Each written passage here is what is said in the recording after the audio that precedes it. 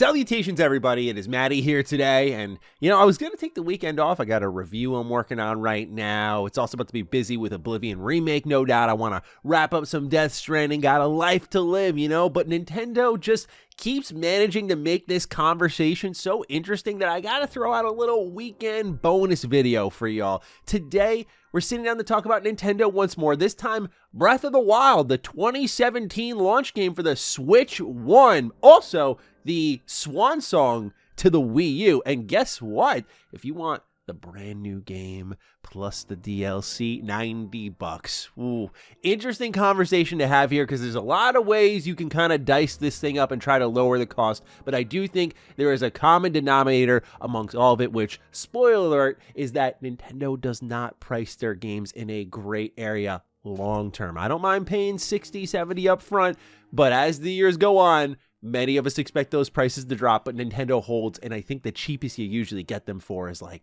$40, maybe. Anyway, this conversation will lead us into pre-orders, what's going on with Switch 2 editions on the physical fronts, etc., etc. So welcome one, welcome all. It's fun to talk about something a little bit different than usual. Your boy's usually in on that Xbox, that PlayStation, RPGs, that stuff. So it's been fun to break out, talk a bit about Nintendo, flex that very weak muscle in my body, because I'm like a weird Nintendo fan where I have no real adoration for Zelda or Mario or all these classic IP. Like, I'm the weird Nintendo fan that was like buying my GameCube for Naruto Clash of Ninjas. So like I feel like it just provides an interesting angle from most Nintendo diehards out there. Nonetheless, ladies and gentlemen, welcome. Thank you for being here. Hope you're all having a great weekend. Let's talk some Switch 2. Nintendo says Switch 2 Breath of the Wild is $90 with its DLC. Now, the headline does get you ahead of yourself, so I'm going to reel you in just a touch because, again, there is a ridiculous element to all of this, but there's a lot of ways you can dice it up to be objective in this conversation. They write, now, here's another small example of how Nintendo is annoying its fans, but it's frustrating all the same. This has to do with the exhausting pricing scheme for old games, in this case, The Legend of Zelda Breath of the Wild. The original Breath of the Wild cost $60. The DLC would cost you $20. You could play this on Switch 2 via backward compatibility. So just stop there. Like, if you're good, if you're hooked up, that's it. End of story. Continuing on. However, there is a Switch 2 Enhanced Edition of the game with better performance and graphics. If you own the Switch 1 Breath of the Wild, you can pay $10 to upgrade. So over the course of its lifespan, you'll have to pay $90. If you do not have the original, Switch 2 Breath of the Wild costs you $70. However, it does not include the DLC for the now 8-year-old game, which would be $20 extra for, again, a total of $90. Now, what Nintendo just clarified a day or two ago is this right here. Legend of Zelda Breath of the Wild's Nintendo Switch 2 edition will not include the DLC. This is according to a statement from Nintendo, who told IGN Legend of Zelda Breath of the Wild Nintendo Switch 2 edition does not include Legend of Zelda Breath of the Wild Expansion Pass DLC. That DLC is available as a separate purchase. There is some great irony in Cyberpunk 2077, a gigantic game, might I add, squeezing the base game and its expansion pack and all of the updates that CD Projekt Red has given the game into a single cartridge, versus Nintendo still nickel and diming Breath of the Wild all these years later. And look, hey, if this is like a full price game and it had all the DLC and the upgrades packed in, I don't think we'd see any kind of bitching and moaning about the pricing scheme here as much. But here's the one thing I do want to mention is that if you already own Breath of the Wild and you are a Switch Online subscriber, that Breath of the Wild upgrade is free. Same with Tears of the Kingdom. You're still paying for the DLC, but this is where I talked a bit about Nintendo's pricing scheme and how there are moments it kind of justifies itself with DLC. I look at Mario Kart 8 Deluxe, of course, as the best example. They pretty much double the game size, where if you have a Switch Online subscription service, they're not nickel and diming you over there. And I think it's because the install base there is just gigantic, where they've made so much money on the product, they can kind of give it out to you for free, we'll put it in quotes, as part of your subscription service.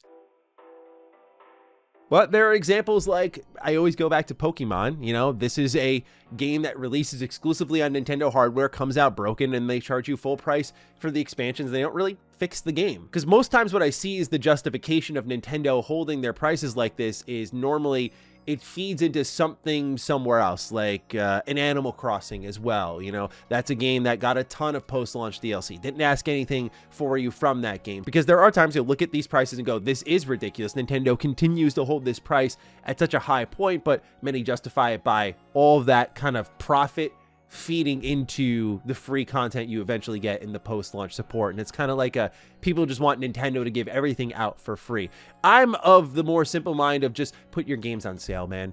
Look, Breath of the Wild, I think charging a full price tag for a Nintendo Switch 2 edition of Breath of the Wild is insane to me. I think especially Nintendo is not being self-aware about one thing, which I am not advocating for this, but there are less legal ways people are trying to get higher frame rates on games like Breath of the Wild, and have been doing that for a long while. It's arguably been its most requested feature its entire life cycle. Imagine if this was on stronger hardware.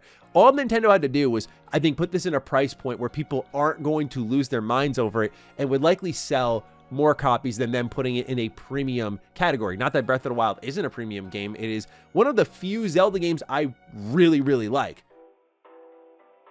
But it is going down to what we saw with, like, really PlayStation 5 starting it with the nickel and diming. You know, here's your upgrade. Sometimes you get content. Sometimes you're just paying for visuals. And to me, I'll happily pay for content, but just paying for visuals, Again, if you're a Switch Online subscriber like me, a little bit less of a difference maker, but I get why people want the complete edition. It's something I've hoped, for example, they do with Smash Bros. Smash Bros. Ultimate has had so many characters added through DLC. Some of them are just unbelievable, like Sora. So that is the perfect way to end that game. The idea that they could re-release that with everything on a single cartridge is exciting, right? You think of the Ultimate Edition of Smash Bros. Ultimate. So I get what Zelda fans want, and I think, again, if you price that at like $60 with the DLC included and the upgrades, I think that's an easy excuse for people to dive back in, because during my hands-on preview with it, as well as what others have been saying, like, yeah, just playing Breath of the Wild in 60, sometimes you just kind of look at it with those increased visuals and go, kind of want to do another playthrough of this. So it seems just like Nintendo's really shooting themselves in the foot here. I can forgive, you know, charging the full price for DLC. I think that's just the conversation around Nintendo getting away from what a lot of companies still do to this day. But the idea of like paying full price for even something like Cyberpunk 2077, I love that game, but it's constantly on sale everywhere else. You could get it for dirt cheap everywhere else.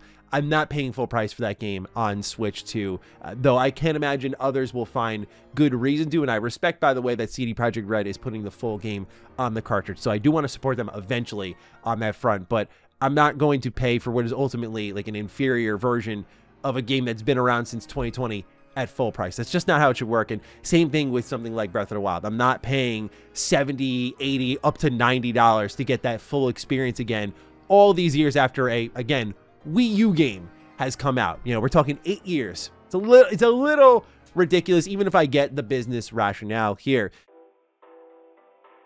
Now, fortunately, there is some good news in all of this, although I think the good news gets cut a little bit short based on another story I don't see a lot of people really talking about. Nintendo does clear up the online confusion, confirming physical Switch 2 edition games come with the original game and next-gen upgrade on the same cart. Nintendo cleared up this confusion earlier today in a statement to Vooks, confirming that the Switch 2 edition physical boxes aren't just Switch 1 cards with a download code attached, although some publishers, quote, may release Nintendo Switch 2 games as a download code in physical packaging with no game card, end quote, which, again, we've seen since the Switch 1. There have been plenty of examples. I always go to Wolfenstein 2. This is great news to see. It's something I talked about over on Retro Rebound in our Death of Physical Games video, where I said that this is something to monitor with the game key cards that Nintendo is talking about. But at launch, it doesn't seem to be super alarming. It's just really weird to me that there are games that I would jump out of my seat to buy physically, like a Bravely Default, which is a game key card,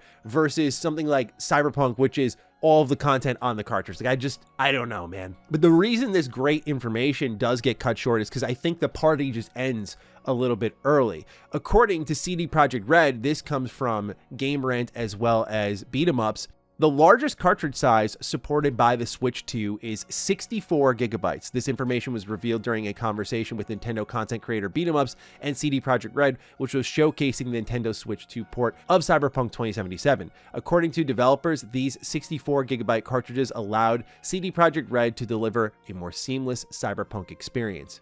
Now, if you're a Nintendo first-party title or you're an exclusive game, this is a lot of real space to play with in the terms of storage. But when you look at the download sizes for pretty much every game coming out nowadays, it's crazy to say, because I remember during like the 360 days, 8 gigabytes with the download speeds we had then and everything just took forever in my experience, at least. So to see like 64 being like, that's enough for now, but I could see a lot of third-party games are going to balloon way past this, and the real easy task is actually going to be to just let it be whatever the file size is going to be, have people purchase additional storage space, and give them the download code within the box. And then you're going to see a lot more game key cards as the years press on, where I think the Switch 2 will keep up in a little bit of the power conversation. Won't be quite on the level of like your PS5 or your Series X or your PC, of course, but I think it can keep itself in the conversation a little bit. But when you look at these storage sizes, if you're like me and you care about physical games and preservation,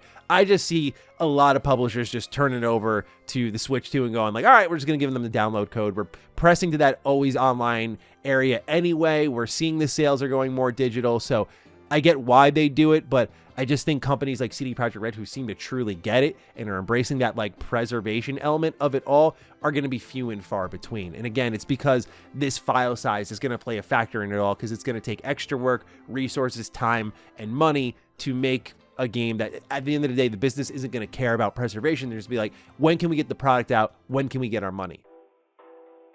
Speaking of getting our money, scalpers want to get their money, do they not? So Switch 2 has gone on pre-order in different areas of the world. Obviously, the US and Canada are still on hold right now, although there's been a 90-day tariff pause. So right now we're just waiting to see how Nintendo moves with that information, but we don't know if there's going to be a price jump, if they're going to still go with the June release date. We do have a little bit of information on that we'll talk about in a second, but scalpers have been already posting early about a product that they cannot sell yet. That's because there is a rule on eBay that it has to be a product being delivered within the next 40 days, and people are posting it 55 days out. And so we see here on the Switch 2 subreddit that someone has gone through and reported a ton of scalpers and got their listings removed, which is just, man, doing God's work out there. But what we do know when it comes to pre-orders for the US and Canada is, according to the Gamer here, they say in a frequently asked questions segment on the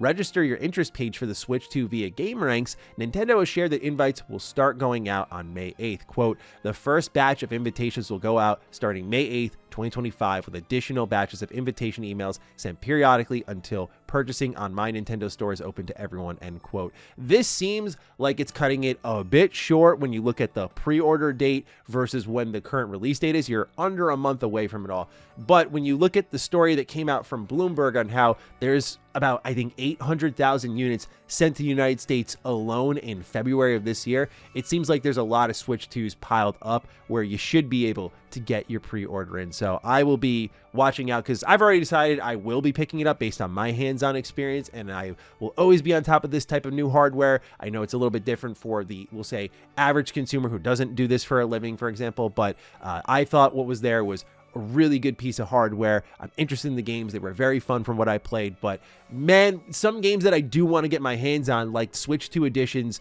of the Switch 1 games, just to have in my physical library. It's just, I know Nintendo games well enough in the gaming collection scene that these are going to be pricey over the years, and it's like part of my head's like, I should just get these now. But to see like a Breath of the Wild going upward of $90, $70, I'm like, this should be a game that goes on sale quickly. But it's Nintendo, where it's like, man, I think even this holiday season, like the best sale we might get out of that game is 60.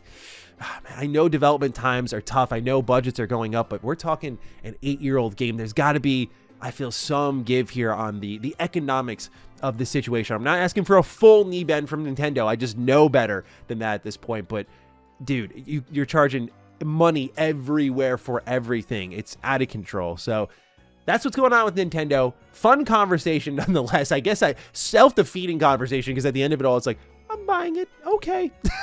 But, you know, am I buying everything like I originally planned? No, I'm going to be way more selective. Like, I'm not buying, for example, Bravely Default physically.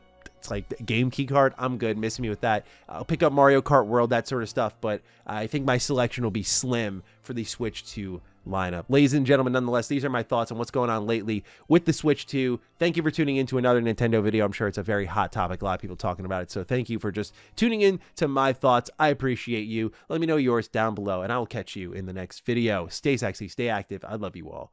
Peace.